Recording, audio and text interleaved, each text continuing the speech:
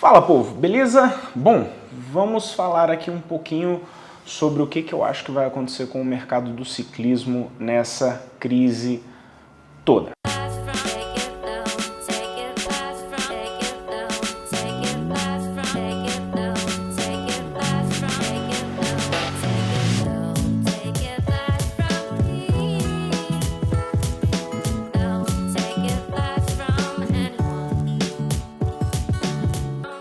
Tá muito difícil não falar desse assunto, na verdade é uma coisa que tem me preocupado bastante. Fiz um vídeo hoje falando no meu canal pessoal, no Instagram e no YouTube sobre o que eu acho das medidas que estão sendo tomadas para combater toda essa crise. Eu não vou falar o nome da doença, etc, porque senão o YouTube reduz a propagação do vídeo, desmonetiza, enfim, eu não sei porque que o YouTube está fazendo isso, mas enfim, vamos evitar falar o nome da crise e do Xing Ling que veio lá da China.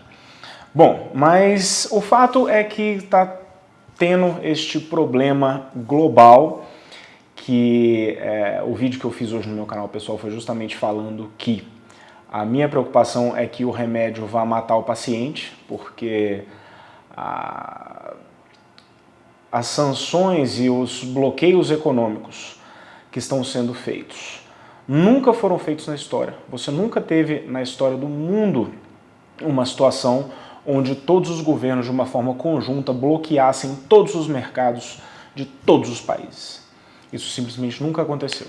A economia do mundo já estava rumando para uma situação extremamente preocupante, porque ela estava extremamente alavancada, culpa dos bancos centrais aí tentando consertar crises anteriores e injetando um monte de crédito no sistema, e a coisa foi desmontando, enfim, já estava para colapsar e agora veio essa crise, ou seja, o colapso já estava para acontecer e de repente você tira a economia do mundo da tomada. Isso é um buraco incalculável. Para você ter uma ideia, o Banco Central americano já estava injetando mais de $1 trilhão por dia no sistema financeiro antes da crise. Antes da crise não, vai. Ele chegou a injetar $1,5 trilhão antes da crise em um dia, mas essa coisa diária aconteceu depois dessa crise que está acontecendo agora. Mas isso, com a economia funcionando e tudo funcionando, você já estava precisando de $1 trilhão num dia aí para resolver as coisas. Agora você imagina com toda a economia do mundo parada do jeito que ela está agora. Então é realmente um troço extremamente preocupante.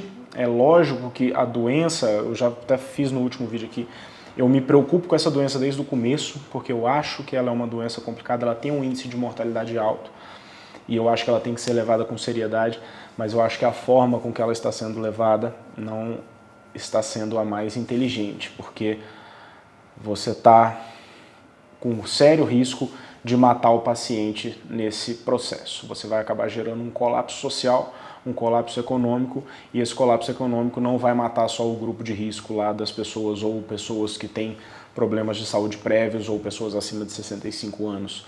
Você vai matar todo mundo, com surtos de violência e tudo mais. Então, enfim, esse é o panorama geral, que eu realmente espero muito que as autoridades mudem a estratégia de combate com esse vírus. Tem que ser mudado com seriedade, as equipes médicas têm que conversar com as equipes econômicas, eles têm que entender qual que é a melhor estratégia para que eles não salvem o sistema de saúde e colapsem o sistema econômico, que vai colapsar o sistema de saúde logo depois, porque o sistema de saúde precisa do sistema econômico para funcionar.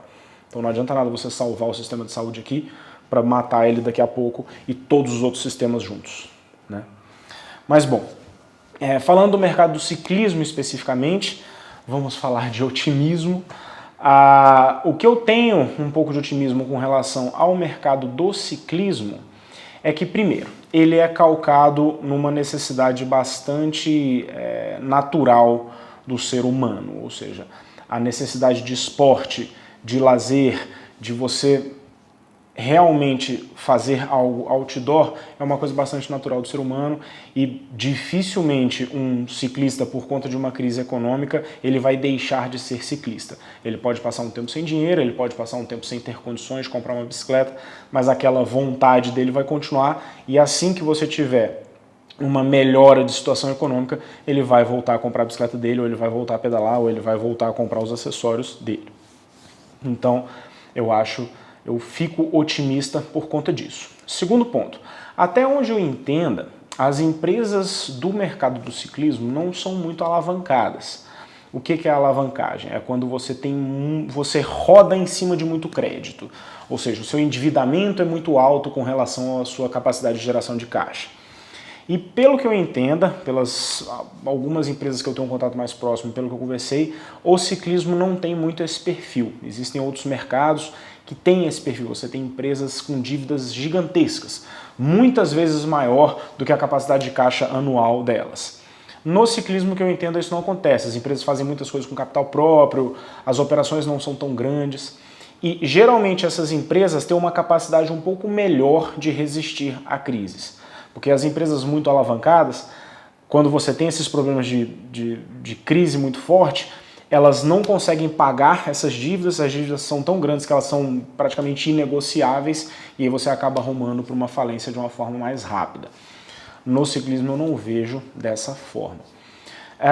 Na coisa específica dessa crise que nós estamos tendo agora, por conta dessa questão do fechamento das lojas, etc., uma coisa interessante é que, pelo menos aqui no Brasil, por conta do câmbio, você tem os acessórios com a margem de lucro muito maior do que as bicicletas. As bicicletas, como eu já até fiz uma conta há pouco tempo atrás, muitas lojas não ganham praticamente nada com a venda de bicicletas. Elas ganham muito mais com a venda de acessório. As margens em capacetes, sapatilhas, luvas, uniformes, etc., são muito maiores do que as margens nas bicicletas. Estou falando de margem, não de valor absoluto. Então, a margem geralmente é maior. E esse tipo de produto funciona muito bem nas vendas online.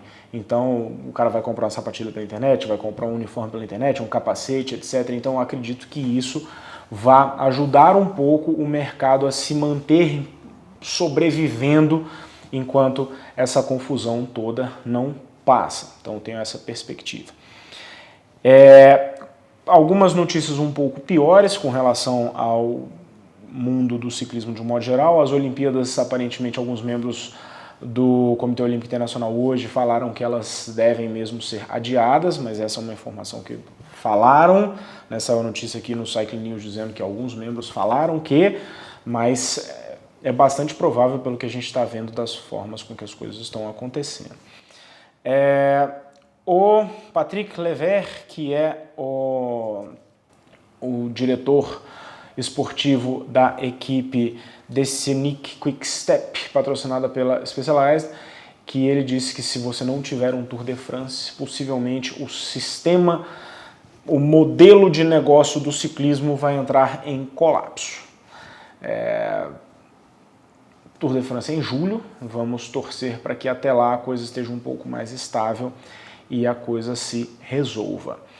Antes que as pessoas venham falar qualquer coisa, sim, como eu falei, vou repetir, eu estou preocupado com a situação da saúde, eu estou preocupado com as possíveis milhões de pessoas que vão morrer, eu estou sim preocupado com isso. A grande questão é que eu sou um estudioso de economia e eu sei, estudando a história econômica, o que um colapso econômico pode causar numa sociedade. Então, as pessoas estão muito preocupadas, com toda a razão do mundo de se preocupar com as pessoas mais velhas, os seus parentes, etc. e tal. Mas a grande questão é que elas têm que se preocupar também, é que tem que se tentar achar uma solução na qual você consiga cuidar dessas pessoas mais velhas, na qual você consiga focar o cuidado nelas, no isolamento dessas pessoas que estão dentro de uma categoria de risco, não só por idade, mas também por condições ou por imunodeficiências, etc. Você juntar essa galera e cuidar dela de uma forma específica, mas que você não feche a economia como um todo. Porque se você fechar a economia como um todo, você vai gerar um problema tão grande, que ele vai matar muito mais do que essa doença. Então, enfim, essa é a perspectiva que eu tenho sobre o mercado do ciclismo. Como eu falei com vocês, ele é calcado numa necessidade natural humana, que é a necessidade de lazer, necessidade de esporte. Apesar de muita gente vai falar, mas é uma coisa supérflua. É supérfluo no curto prazo, mas no longo prazo as pessoas realmente precisam disso. Essa questão de que você não tem muita alavancagem nas empresas do ciclismo, que eu acho isso interessante, e a parte dos acessórios também. Caso vocês enxerguem mais um ponto positivo aí no mercado do ciclismo e vocês achem que vale a pena colocar aqui, deixem nos comentários. Dá um like no vídeo, se inscreve no canal. A questão dos likes e compartilhamento ajuda muito o algoritmo do YouTube a ranquear melhor os nossos vídeos. E é isso, galera. Vamos lá, vamos ver o que vai acontecer, beleza? E amanhã tem mais vídeo. Abraço pra vocês. Falou, tchau.